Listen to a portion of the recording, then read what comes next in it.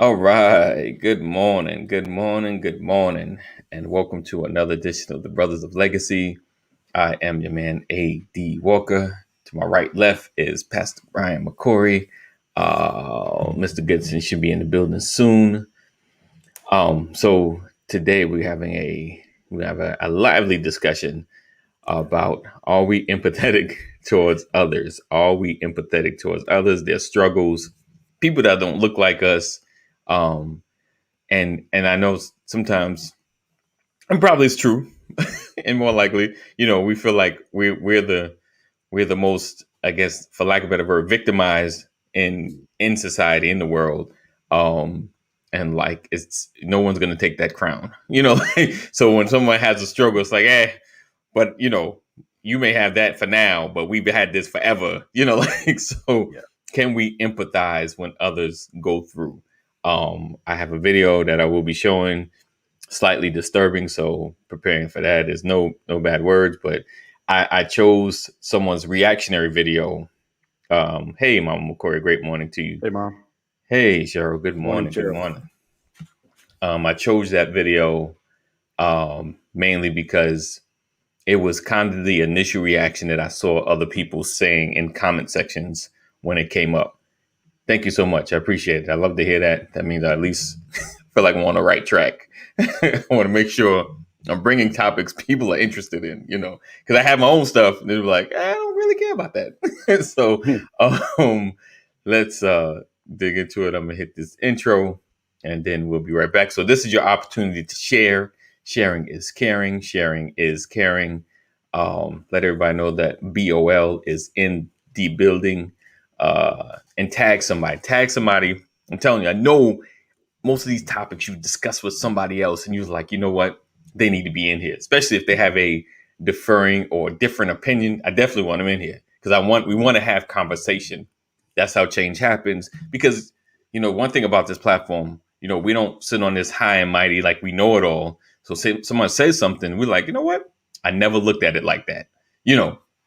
So it gives us an opportunity to learn, as well as other people an opportunity to learn. And that's how we grow. All right. Mhm.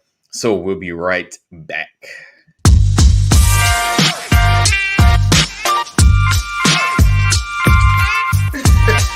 I didn't want to catch Good that. morning, First. good morning, good morning, good morning. Welcome to another I'll be right back. edition. Good morning, good morning, good morning, good morning, everybody.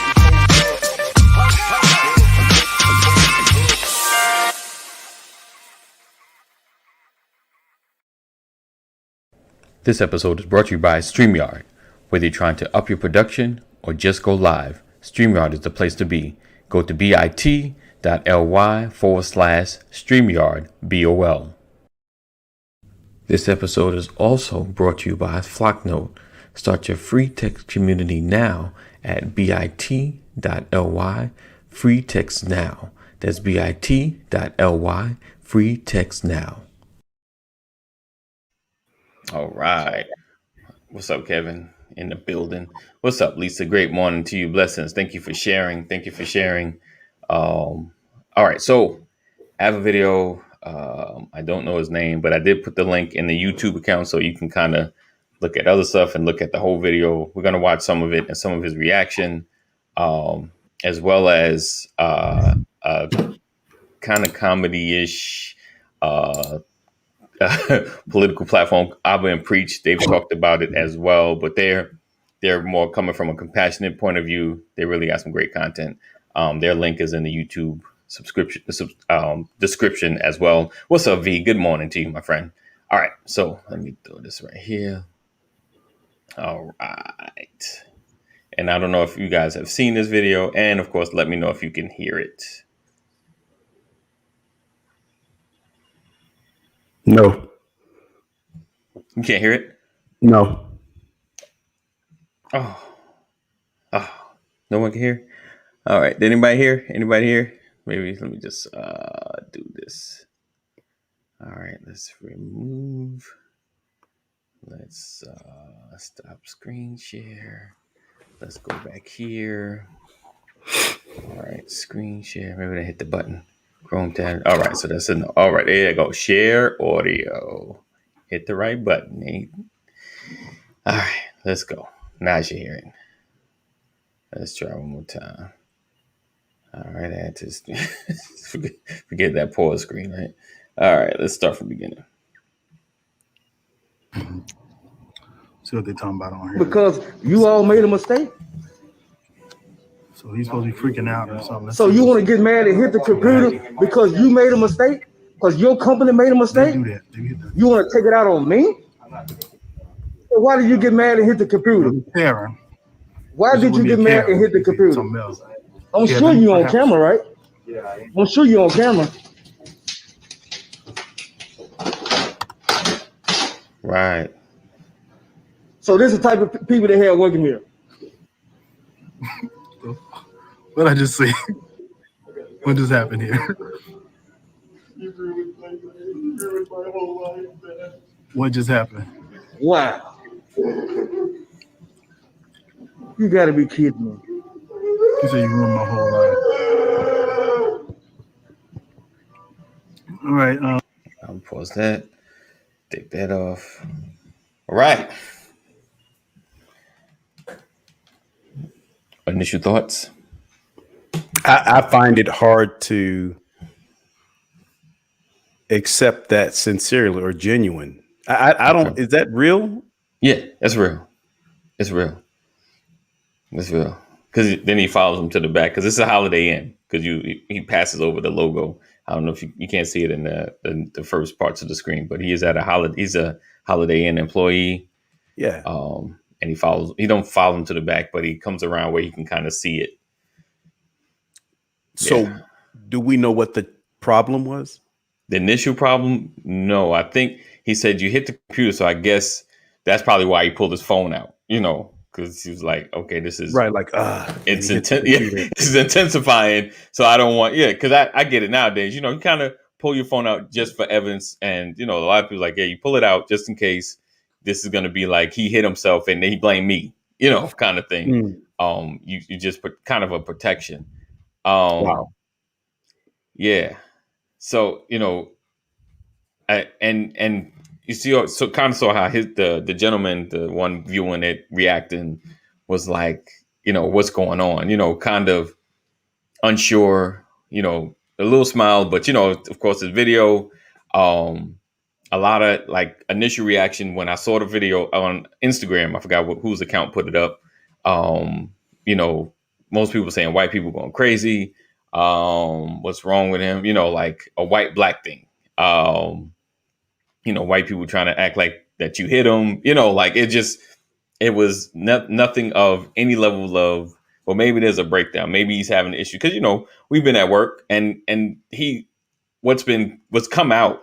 And I was trying to find some kind of interview. People have been saying that I guess he spoke, the gentleman that would hit himself on the head and stuff like that. He said, yes, I'm dealing with bipolar, schizophrenia.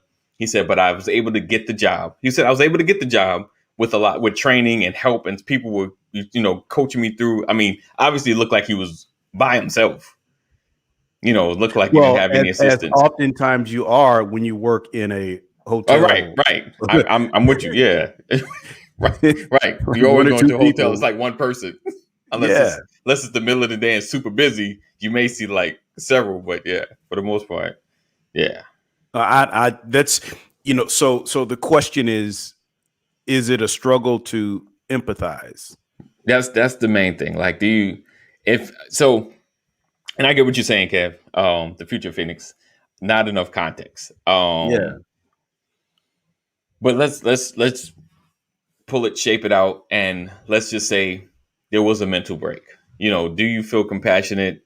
Do you try to get help? Do you call, like, I don't know, I probably might have got a phone call 911, like, yo, this dude is tripping. Like we might need some assistance here, something to that nature. Or because would you say, well, we didn't see enough of it, I guess, to know that if it was antagonizing them, because that was another thing. People saying maybe he's antagonizing him. He was kind of like, but like for me, what's the old adage? Customer's always right. Right. You have to be prepared to deal with clients or customers that come in there, right, and they bring their street anxiety with them. Right. True. You know, I've learned you have to take the street off your shoulders before you walk into a place, Right. you know, so that everyone has an opportunity. And so in customer service, in customer facing positions, you have to be trained for that. Right. And what I'm seeing is someone who absolutely is not mentally stable enough to be facing customers. This looks like a bomb that's been ticking for a while. Right. Right. Right. When you see somebody react like that, you know, that reminds you of people who snap and shoot up the building. Right.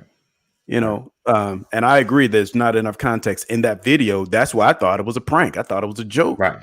Right. You know, so it's tough to really comment on that given that little bit of content, you know, but empathetic, it's hard to empathize. I mean, I don't have a problem with empathy, but how do you empathize with somebody who just racked themselves upside the head with their monitor? I feel what are you supposed to do with that? Please calm down. Well, he's well beyond calming down. Calm down, right? You know, can we pray? Right. You know, right. Right. I feel No, it's more like, is there a manager on site? Right. Right. Security. Yeah. You know, we have a problem. Right. Hi, 911. Melissa says, I'm a little lost, but having 2 children with disabilities, I think people who haven't been in a circle with someone who has struggled on a different level, most people don't know how to interject, help, or if they even should. Right. Truth. Right. What do you do with that? That's the point. What do you do with that? Right. She said, sir, I see you struggling with something. How can I help? Well, that's good for someone who's patient and understanding, but this looks like a guy who's trying to check into a hotel room. Right, right. Trying to get some service or something. Right. Going on. I don't have time to be trying to figure out your mental problems. I don't know if he just came off a plane, if he just got off a bus, did he just drive 6 hours? You know, typically when you're checking into a hotel room, you have traveled a distance and you're tired. You're tired. You're on a schedule. Right. So, and I get it. You want people to have that kind of patience, but human nature says, let me check in as quickly as I can and get to my room. Right. To get out the day. Yeah. So I guess providing a little more context, a little longer. I think it kind of just made me think about, you know, some of the things happening outside of us. You know, I know unfortunately we see us a whole lot, you know, on TV and things happening to us, unfortunately. But, you know, like I was talking to you off before we started, you know, kind of like the Asian hate and can we be empathetic towards someone else's struggle? Now, of course, no one ever, you know, that's so the person freaking out was the employee. Yes. Yeah. He was the employee. No one ever condones any level of violence towards well, I won't say no one. Most level-headed people don't condone violence against, you know, those that you know, of any other race of any time, you know. But when it comes to a campaign for a struggle, like I said, hey, Miss Kathy, I always, you know, like I was saying, it would seem like we have to hold the crown of struggle. Like no one struggles like we do, you know. So if it's not a campaign that includes us as well, can we get behind that campaign? You know, because like the going conversation kind of they touched on last night, Assisted Legacy, and they had a great conversation. Make sure you guys check that out. Assisted of Legacy. They had an awesome conversation. All of them were great. This one was really good. The ones, you know, in the past, check them all out. You'll get some jewels out of it. Quick plug there. Let's see. She said, "Oh, okay." I thought, oh no, it was someone that worked there. I've dealt with a lot of different types of people, made some breakdowns, but I think I still be taken aback. Oh yeah, with it being an employee. Right. Yes, indeed. Right. Yes, indeed. So you're getting paid to snap. Right. So we talk about the Asian hate, and it's like maybe it's been a lot of pressure for about a year, you know, because our former president and his China virus has kind of got people ramped up, you know, against China. And then you think about, you know, what we've been kind of dealing with, of course, forever, since the birth of America. Can we get behind someone else's campaign in order, to support, and be empathetic towards someone else's struggle? Is it hard? Does it take like, yeah, I guess they're kind of not liking you right now, or do we just stay in our box like, yeah, I feel you, but y'all ain't, I haven't seen the Asian community as a whole come out behind us. We've seen some of the white community, but have we seen the Asian community as a whole come out behind us? Oh, look at that. Good morning. Hey, Sam. Yeah, for me, it's all bad. Right. And because it's happening to another nationality when we have been riddled with it for such a long time, doesn't make it any less negative, right. Negatively impacting to them. Right. I have no issue with supporting the argument that all racism is bad. Right. All of it. Right. All right. Most people would get upset at me because for a long time, we've made the statement. What's up, Jay? Black folks can't be racist because in order to be racist, you have to have the upper hand. Right. I've heard that. But I would challenge you that if you dislike someone because of the color of their skin, it doesn't matter what color your skin is. Right. It's still racist. Right. Right. Period. So for me, it's all bad. The problem is we have been on the receiving end from so much tension from one specific race. It's caused us to have a blurry vision. Right. Someone has to almost go above and beyond the norm for us to feel comfortable or safe around them. You got to be raised with us. You got to hang out in our hood. You got to go to the club with us. You got to, you have to have been at the games, and I have to have eaten at your house. Right. When you meet the average white person, you have bias. Yes. Because you're waiting to see, is this a safe one or not? Right. Right. So when things like this happen, the natural human instinct is not to be as patient. Right. Right. That's human nature. But you know what? The world, the system has gotten us to this point. It's not fair. It's not right, but none of it is. Right. And again, that's why you need Jesus. Yes, that's why you need Jesus. Yes, well, yes, love covers a multitude of sin. It does. It does. What's up, Dwayne? So what up, sir? As you can see, we're talking about being empathetic towards others and their struggles and the issues that others have around us, mostly in this country, and even abroad. Having empathy towards anything happening in other nations, or do you struggle to empathize when you feel like you have some of the same hate or struggles or even harder struggles here? How do you process it? For me, this one's easier than most.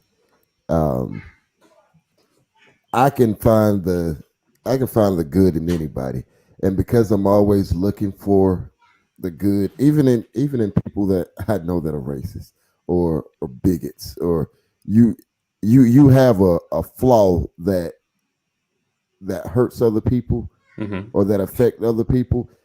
Even then, it's still hard for me to find the good in that person. I've always, that's why sometimes for me, I have to watch the relationships that I build with people. Okay. Because I'm sometimes too forgiving, and I overlook stuff too much sometimes because I empathize. I won't say too much, but I really do try to live out that treat other people how you want to be treated. Right. Like I've always, I don't know, maybe it's the way I grew up. So that's never been an issue for me. Right. The issue for me is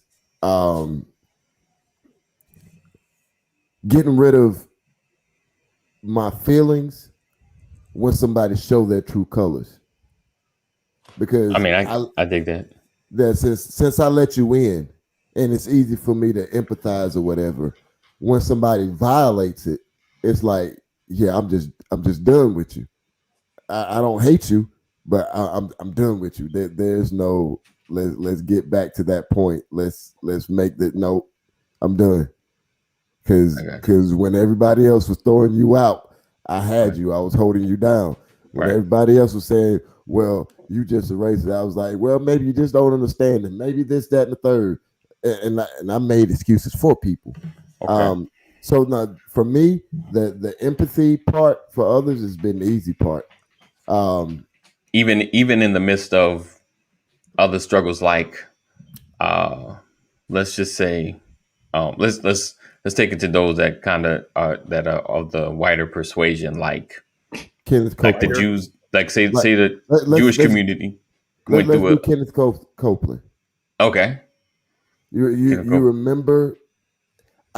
Like Kenneth Copeland. I had a lot of respect for Kenneth Copeland. Okay. From the time I was a teenager, I listened to this man minister. You know, my mom always had him on in the house. Okay. And I was like, I would listen to him and watch him. I was like, oh, he's teaching this. I was like, oh, that's fire. I was like, I like that concept. I need to add that to my toolkit. Oh, wow, that's hot. And then during the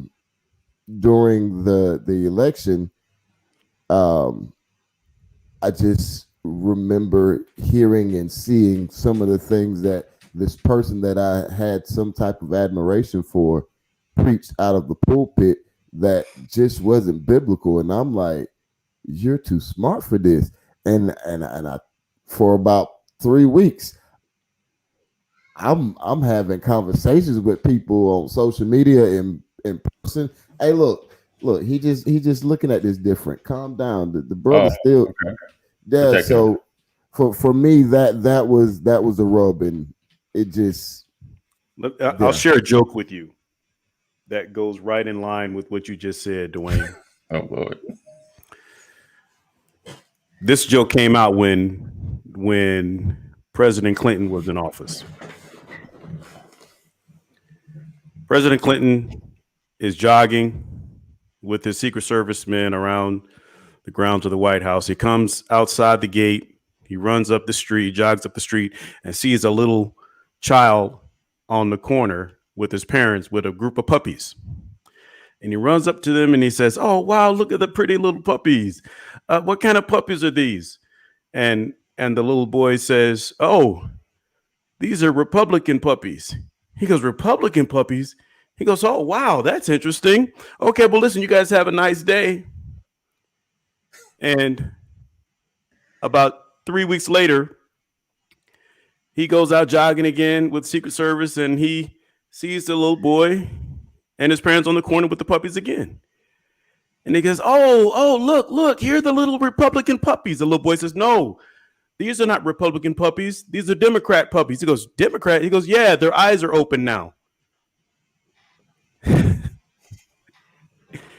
You grew up watching Kenneth Copeland and you look for the good. And when you became of age, you could actually hear what he was saying and understand. Kenneth Copeland hadn't changed. You just didn't have enough information.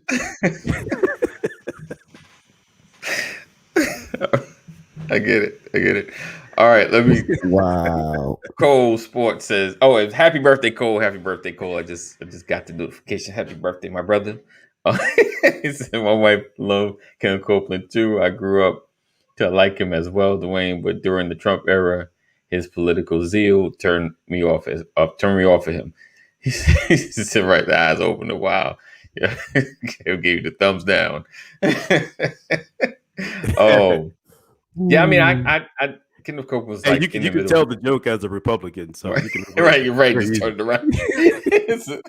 It's a bipartisan joke. Yeah. Let's see. Right, Jimmy said. They told me that joke. Yes, indeed. Yes. Happy birthday, Cole. Happy birthday, Cole. Oh, I'm lost now. All right. So, okay. So let me see. I know I wrote some stuff down. So with empathy, right? Empathizing with other struggles. Not struggling. Do you, like I said, do you struggle supporting those that don't look like us? Like, say, you know, your white neighbors, or even, okay, so I was going to talk about other people that look like us, not look like us, the whiter part of the nation that's not considered white. And what I mean, like either Jews or Italians, well, the Italians a little bit, but so say the Jews go through another struggle or something happens here in the nation where they get ostracized, for a season. Would you be willing to protest? Would you be willing to do the hashtags? Would you be willing to get behind them, in their struggle if they're being discriminated? They throw that anti-Semitic around just as much as, or if not more than we've ever said racist, to others. Because the moment you say Jew and bad, Jews are bad, and it's the anti-Semitic. But I listen. I don't even like the term Jew. Okay. Right. They're Jewish. They're Yes. Jews. I get it. But the way that the term gets thrown around, Right. sends a negative connotation to me. I don't even like the term. And I feel like there has never been an issue with our community supporting anyone. Okay. Historically. That's just the reality. We've never been a problem in supporting. I mean, as ugly as stuff is, Candace Owens is still out there. Yeah. I mean, listen, I'm just saying that that's never been our issue. We've always fought to be considered equal. Right. So we've never been in a situation where we didn't support. What has happened is things that, we've come so far from slavery and segregation that to experience the level of bigotry that we experience today, it just has no place. And it's so rampant. It's so exposed that it's thrown the nation off kilter. Because everyone has come out of the woodwork. Right. And really, it's about being offended.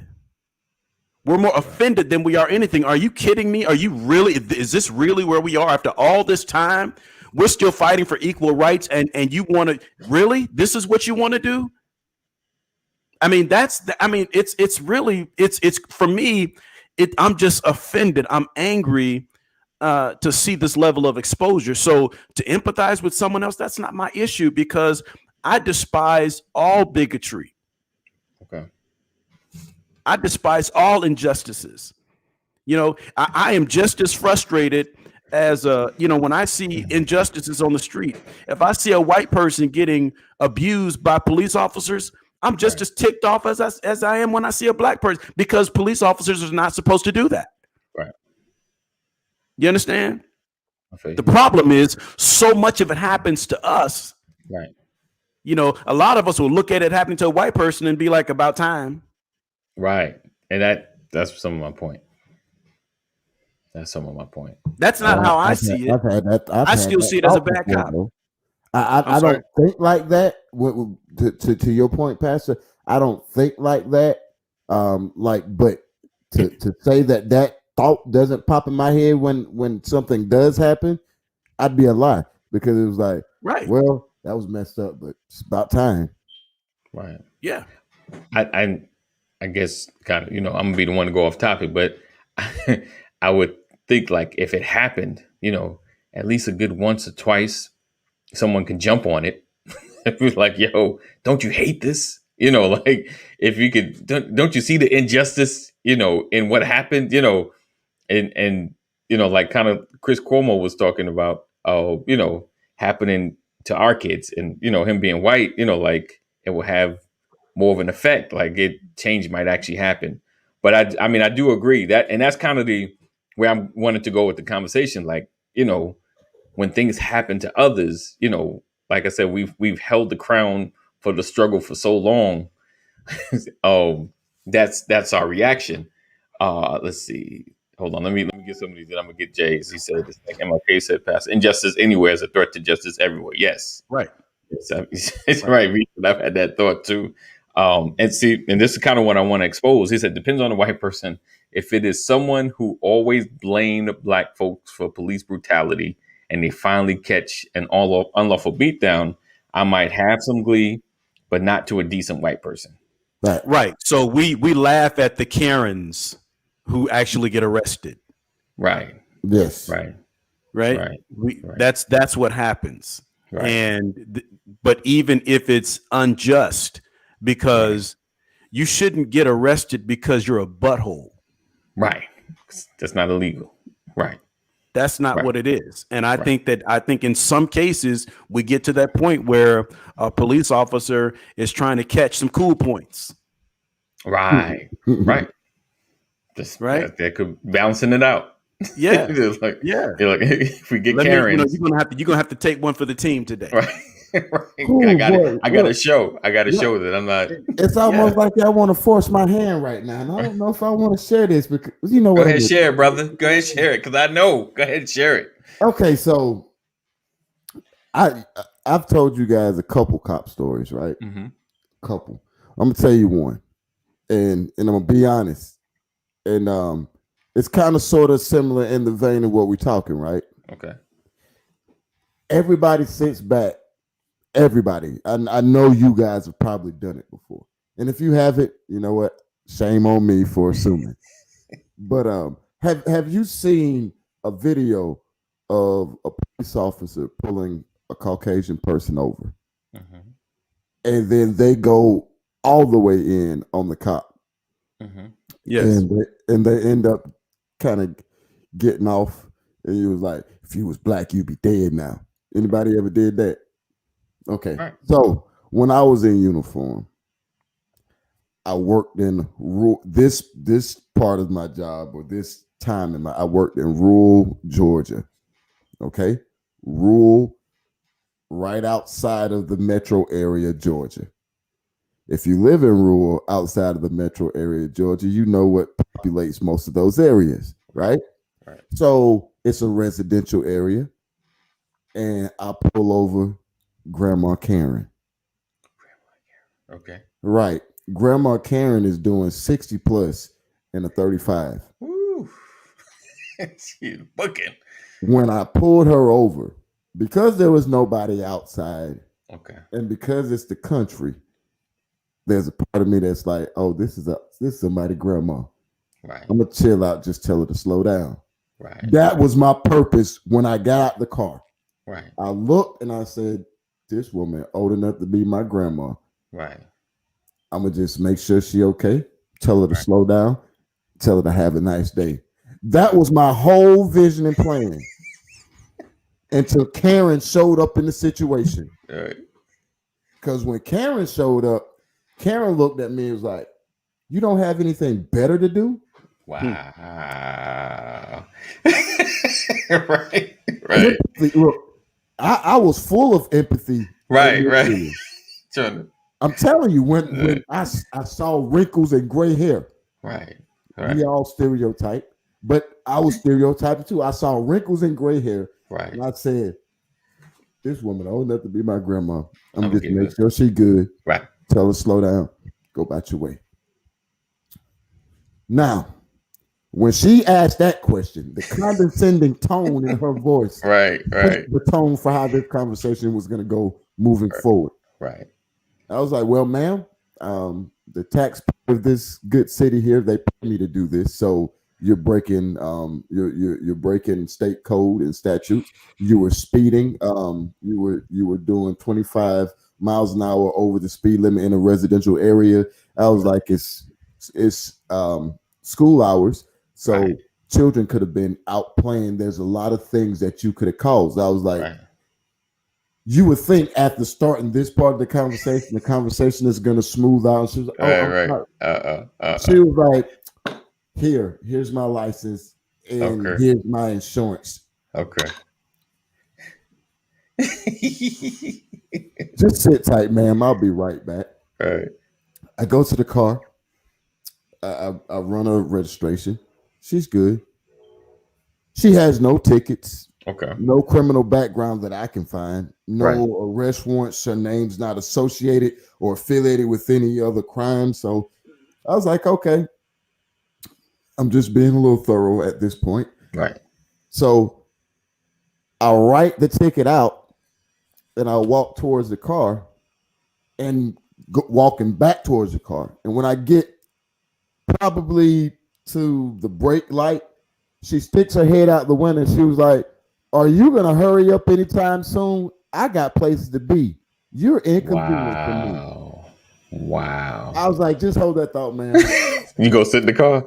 Because at that, no, I was professional. Because Okay. when we pull somebody over, it has to be a reasonable amount of time. You can't detain people for an unreasonable amount of time. And I do, for me, I keep that in my head. I feel like they'd be in the car forever, just playing Tetris. But I was finished. I was just gonna look. I had, even with all of that, I had reduced the speed on the ticket. Okay. You helping out. And I was gonna give her a ticket and go about your way, because I realized that some people was born in a time frame and they grew up. So you might not mean ninja the same way somebody who really don't like black people mean it when you say it. You might have say it and mean it because you just heard it growing up. They said it because that's how they feel about it. So I'm trying. So I go back to the car and remember when I walked up to the car, I noticed that she has a crack that goes from one side of her windshield all the way to the other side of the windshield. Now in the state of Georgia, 3 inches of spidering is all you get. After that, it becomes a ticket. Right. Also in the state of Georgia, all you need is one working brake light above 20 inches. 20 inches off the ground, one working brake light. And you're still good to drive your vehicle, but you're still eligible to get ticketed if you have equipment that doesn't work on your car. So she had 2 other brake lights that didn't work. The one in the middle and then the left one. I got you. And then hold on, pause. See, this is why you don't antagonize a cop, because then they'll start nitpicking and finding stuff. Go ahead, though. Go ahead. And then in Georgia, it's considered a super speeder.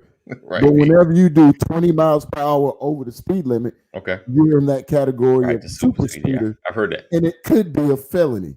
Wow. Could be.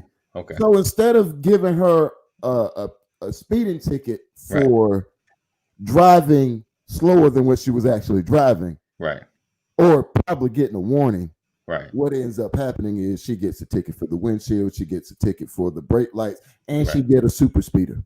Gotcha. And then I went back with a smile. "Have a nice day, ma'am." So right. I said that story to say this. Even sometimes when you try to apply that empathetic card, it goes up in your face. So we have the tendency to not even want to empathize in certain situations. That's why when we see somebody cooking out and somebody calling the cops on them, that's why the name Karen exists right now. Because of these situations. Oh, they're barbecuing. Yeah, they 4 of them. Mm-hmm. They speaking some language, playing some loud music. It's because of situations like this. Like empathy is absolutely needed. But I guess what I'll say is in the words of my mama, when we used to get into fights growing up, and my mama used to snatch us up and say, "Boy, you need to learn to turn the other cheek." And then I asked my mom, I was like, "Mom, I only got 2 cheeks. How long this supposed to last?" And she was like, "You got 2 cheeks." She was like, "They get 2 chances." And that's kind of my standard now. You get 2 good chances. But actually, you have 4 cheeks. I knew you were gonna say that. I knew it. I knew it. I was waiting for somebody to say it. Oh man. And you know what's crazy? Like, and I'm gonna keep it real. Like, if I was driving by Dwayne and Grandma Karen, I'm like looking like, oh right, that's good. See? Equality, equality. High five, Jesus. You know, you feel like there's at least okay, some balance is happening. You know, oh, but yeah, it's so, and that's kind of why I had the conversation because I know, you know, you see stuff and you're like, well, you know, it's been happening to us a long time. You know, like can we get some equality hate happening around here? Like, can we not be the only ones catching it? You know, and I'm gonna keep it real. That's not a Jesus thought. That's just, you know, unfortunately, you begin to feel like that. What's all right? What up, Terry? Um, and I kind of want us to be, you know, conscious about, of course, you know, no one, and like I said, with the Asian hate, no one, I don't agree at all anyone getting killed or, you know, mass shooting any race of any people, you know, white, black, in between, indifferent, you know, never. um but like I said, you know, how we feel about other people struggling as well and having their own hashtag in a sense, and us not being a part of it, you know. Like I said, we carry this crown and it's like, hold on, you didn't add hashtag Asian and black hate, you know, something like that, you know. It's just, can we just support someone else's struggle going through? Mike said the comment is late, but I just taught on this. There are three levels of empathy: cognitive, emotional, and compassionate. Most of them just have sympathy. Yeah, yeah. The word said he was moved with compassion. Yeah, Mm-hmm. definitely. Um, so we just it's just being mindful of our feelings, and I know a lot of times, I guess just being black, you feel like you're always having an olive branch and always trying to keep the peace, or always trying to bring us together. And can we kumbaya this? Can we not continue to have this war that's against us? That we just like, hey, can you chill out? Can we work something out? Can we live peaceably? You know, Right. like, you know, Mm-hmm. and I believe, of course, that's why, you know, I guess for there was a level of segregation. Like, you know what? Fine, I'm gonna live over there. You can live over here. I won't come over here. You just don't bother my business over here, and we be cool.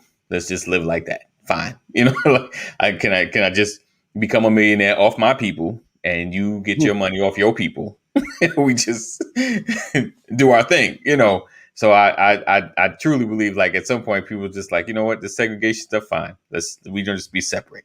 You know, because my people scared that your people gonna come to the house and just and grab them up out of the house for no reason. So I'm gonna live over here. You live over there. You know.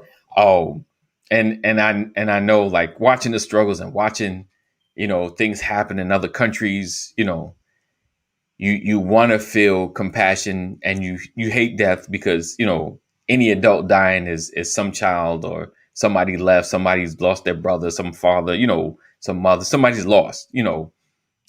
But it's just having the compassion, you know, to put down your struggle in order to pick up somebody else's struggle and fight for their struggle just like you fight for yours. Can I make a statement slash question? Sure. Now I know that black people, the black community, should absolutely have empathy. It's a good thing to have empathy. It's a good thing to be able to put yourself in somebody's shoes Right. and try to feel what they're going through. Right.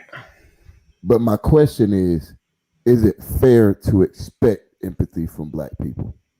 Mm. From America, is it fair to expect empathy from black people? And Mm. here's the basis for the question. 1964 Civil Rights Act, right? That wasn't just for us. Right. At the Right. end of that, That they goes to they this comment. threw they threw in right. They threw in sexual orientation and I want to say religious beliefs. It was two additional, but it wasn't just for the black community Right. specifically. Let's fast forward to present day. Day one of Joe Biden's President Biden's term. Day one was the first thing he did. He signed an executive order for transgenders, not for transgenders and blacks or transgenders and ethnic minorities, but transgenders only, right? And after the dude that had a bad day here in Georgia went and start killing Asian salon workers, Right. what happened? They signed another bill. He signed another bill that passed in the Senate. Was it 97-1, 98-1, something like that? The anti-Asian hate bill or whatever. I don't know the exact name of it, but I know it passed with like overwhelming numbers. It wasn't. It was almost unanimous. Right. And it's specific to Asian Americans. And there was a Jay was talking about that last night. Sister Legacy, shout out. And he had mentioned. He said yes, the bill, the kind of like the title, the subject, but he said if you dig into the bill, it protects all. It's kind of like another civil rights bill. Just this time, the Asians the Asians went ahead. They were the linebacker for this one. And like you said, the civil rights bill and all of those bills, right? We fought for that, and it's protecting us as well as others that don't look like white people, in essence. Right. So I do hear what you're saying. But I will say, like I said, he kind of talked about it last night and cleared it up a little bit. And I'm gonna dig more into it. Because of course it just seemed like the Asian, right? Anything at the top that says Asian hate, like, okay, it's just then nobody else here, but the Asian, But the overall point was okay. Even but they support it, right? Okay, right. We're talking 400 years, right? Right. What has America done for the people who worked the jobs, built the foundational wealth of this country? Engineers. I don't have to rehash what black people have done, but in 400 years, we've the Emmett Till bill. What was it? Emmett Till. Yeah. That was what 1963, 62. It still isn't passed. It still isn't passed. We've had 200 hate crime bills, 200 be rejected by Congress. They didn't vote. It didn't even make out of Congress 200 plus times. Wow. But you expect us to have, and I'm not saying that we shouldn't, because I don't live my life based on other people's expectations, right? What do you expect from me? So I know how I'm supposed to live. But America, do you have the right to expect something out of me? And I've been your redheaded stepchild that's a slave for my existence. Right. I'm gonna shut up, Pastor, because I know you got some fire. To your comment about the transgender bill and all of that, because AD, you said something. No one else is Asians but Asians. The reality is those bills get passed because transgenders come in white also. Right. That's good. True. Yes, indeed. The blacks, ain't nobody black but blacks. Right. So you're not a priority if you can't include whites with blacks. That's why it doesn't move as fast. Right. You see, when you talk about these other things, you're talking about, the wealth of the country, right? International business, right? America's debt. You start treating Asians too bad, and you're going to start having some challenges with international business. Right. That's true too. Right. So you've got to put some attention to that. That's good. Yep. The whole world sees black people the same, except for people in Africa. Right. So there's why you're not at the top of anyone's agenda. And we have to recognize that. And so to the point of, should America expect empathy from black people? I think people should be empathetic, period. Right. And what I would say to you is it's very difficult. I have a spirit of empathy. Right. It exists within me. Wrong is wrong and right is right in my book, period. Now, are there some biases? Absolutely. But those biases that I have are not active to a destructive point. Right. So the challenge is you're asking for something of someone that you really haven't done anything for. Right. Does that make sense? Mm-hmm. If you continue to beat me upside my head, and then you ask me to apologize because my head was in your way. Right. Wow. Right. Right. What are you expecting from me? Right. And then you want me to feel sorry because after 400 years of beating me upside my head, you went and found somebody from another country and you hit them. Right. And now you want me to feel bad for them. And my head is still ringing from you beating me upside my head. Right. There's very little room to consider somebody else getting beat except to say, welcome to the club. Right.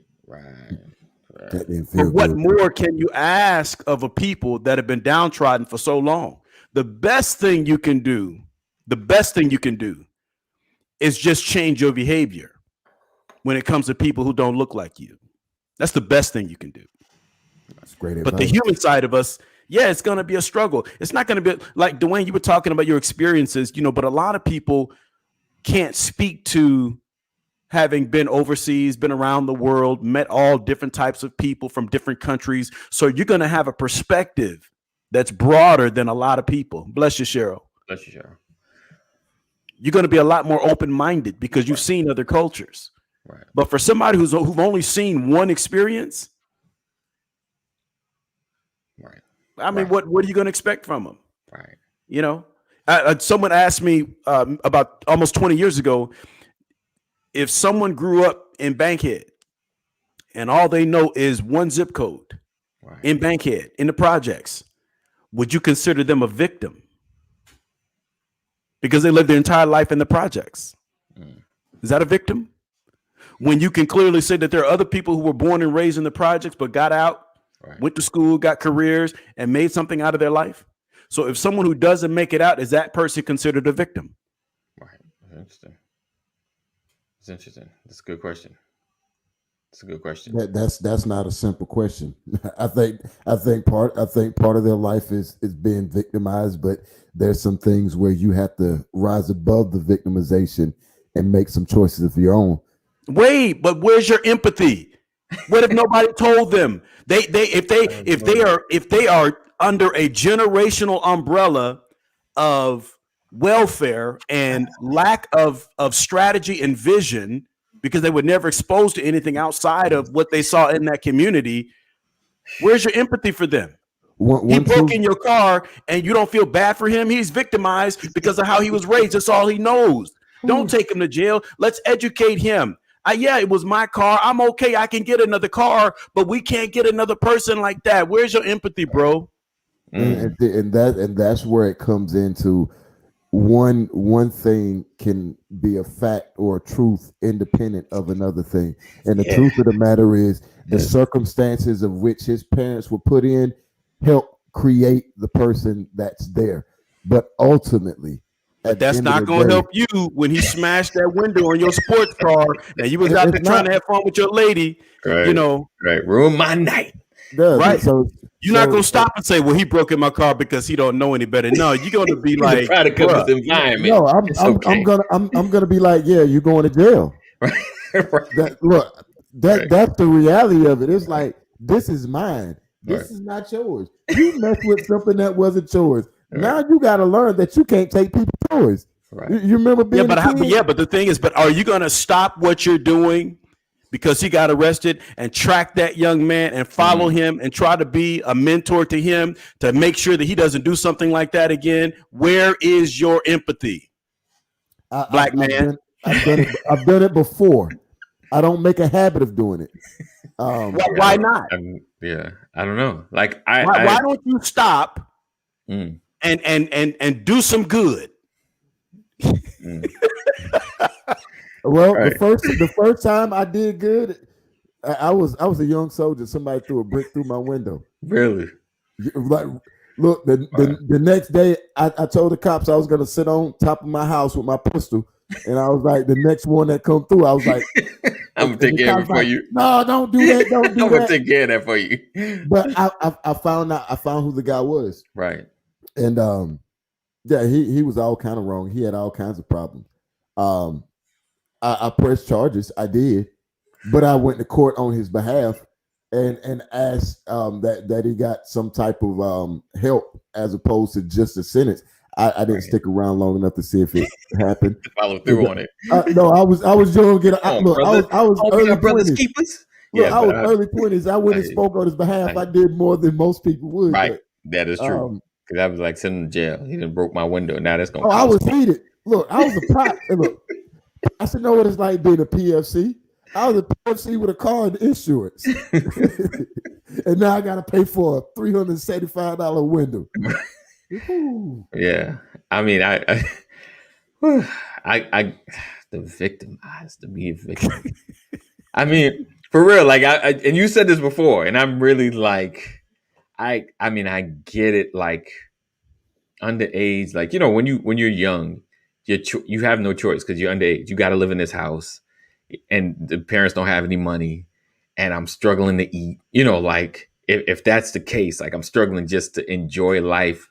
And especially if I see others around me enjoying life, like I don't have this life. Like, so what I got to do to get this life? I got to take it from somebody else. Like, so I that low hanging fruit. Yeah, I mean, bro, listen. I was working in LA. I was working at Fame Renaissance. This is an extension of First AME Church many years ago. I was probably.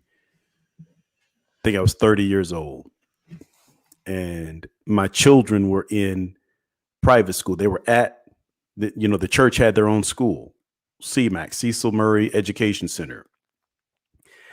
My oldest daughter at the time, she might have been 8, 9, and the teacher had. Now, and I'm gonna tell you something. This is our people. The teacher had candy. She had sweets and stuff in a cabinet. Right. Mm-hmm. My daughter went into the cabinet and took something. Wow. And ate it. Right. Now, at that time in her life, she's a little chunky monkey. Right. All right. And I was trying to streamline her diet. Right. Me and my wife. But she took this thing and she wasn't supposed to take it. I get a call at the office. Now the school is like next door. So I'm next door working. All this is the church property.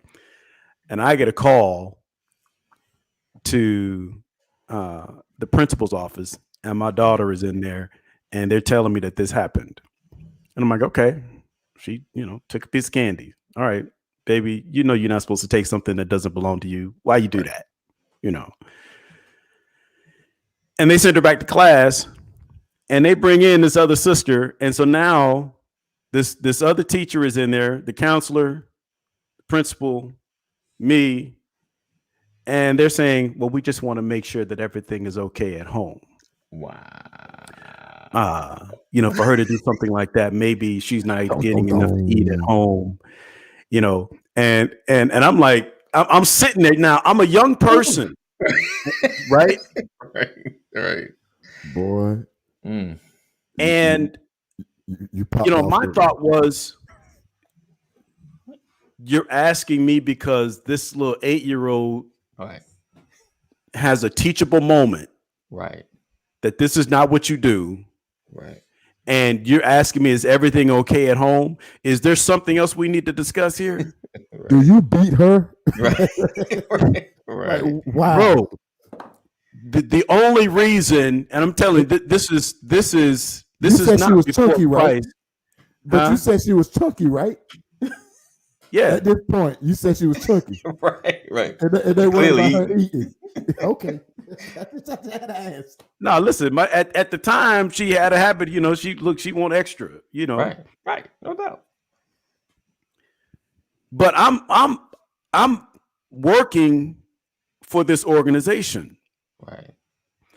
And they're treating me like, now see, they knew that I was a single parent. Right. Wow. Okay, that's something you got to know that. So this was before my wife and I got married, so they knew I was a single parent, and so they're looking at me like maybe I'm not handling things right. Right. Like I'm not really qualified to do what I'm doing. Right. You know, Right. never mind the fact that I'm barely 30 years old, and you're probably right. I have no clue what I'm doing. You understand? Right.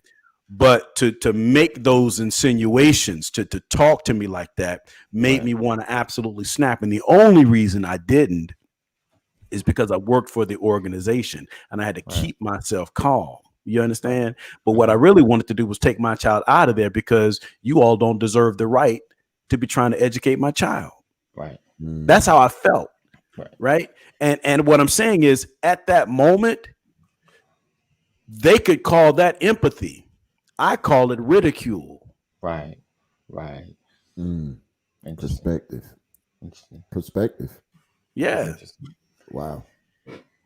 Right. Wow.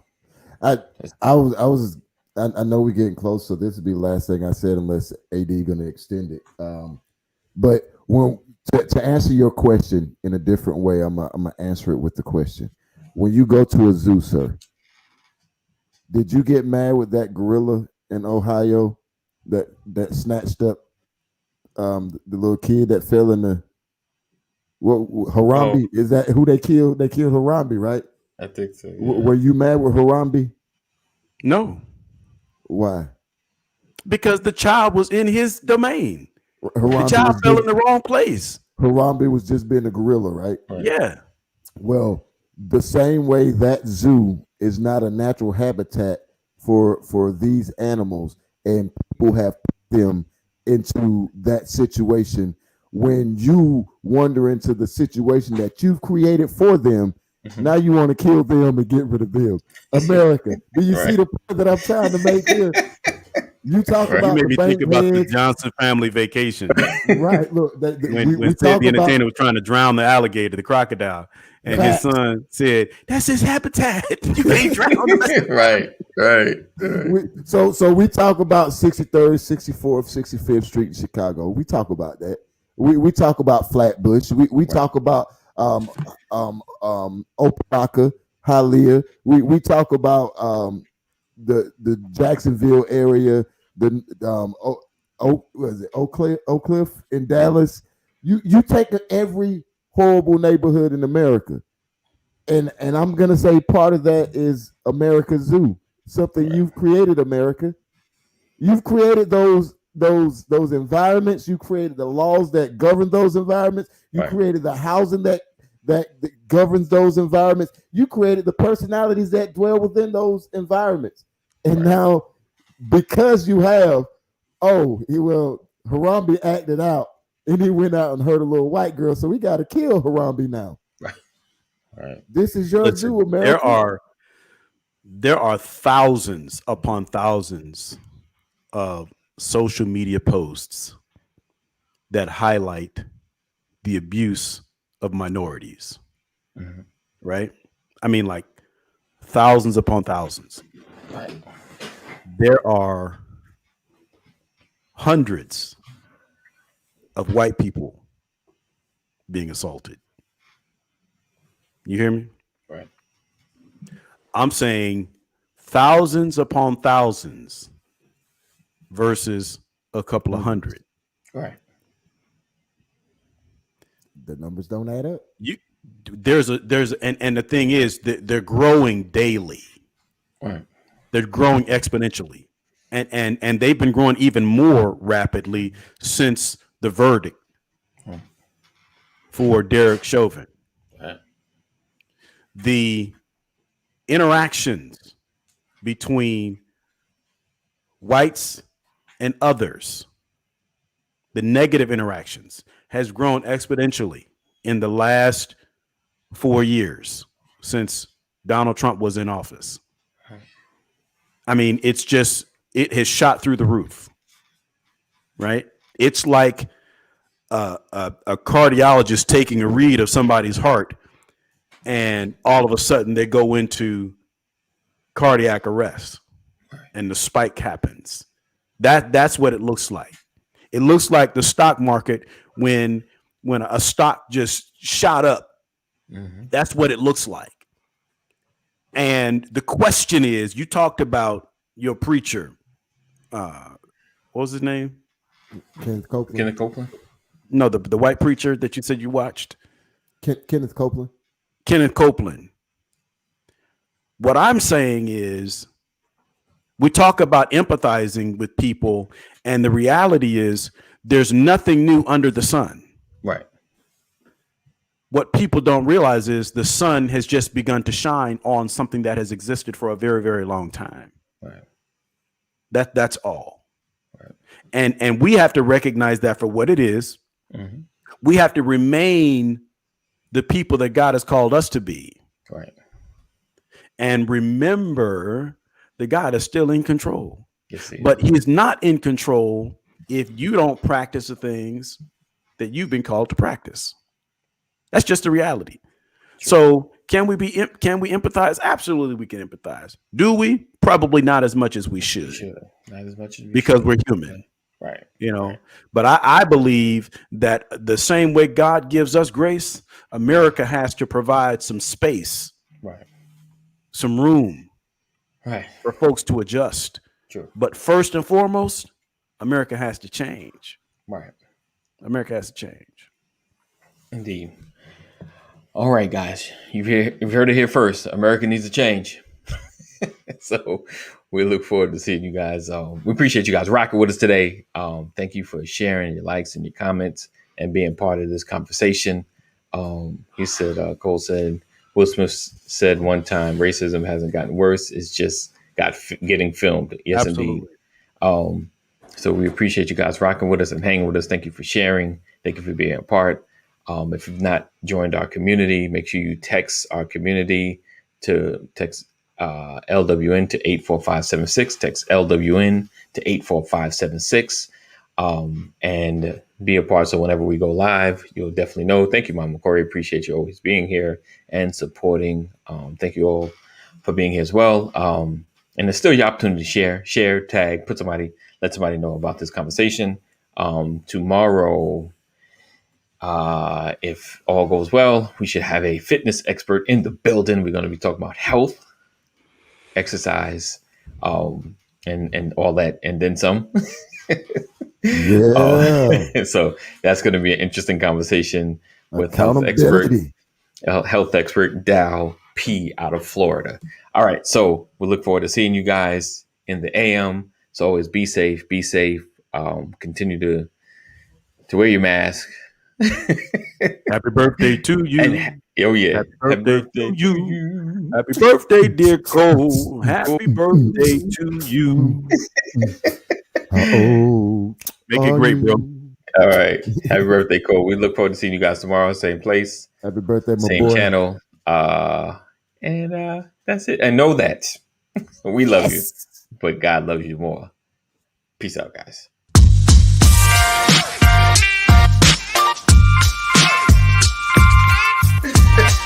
I didn't want to catch that. Good morning. Welcome to another edition. Good morning. Everybody.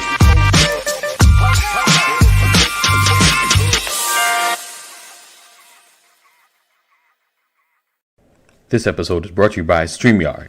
Whether you're trying to up your production or just go live, StreamYard is the place to be.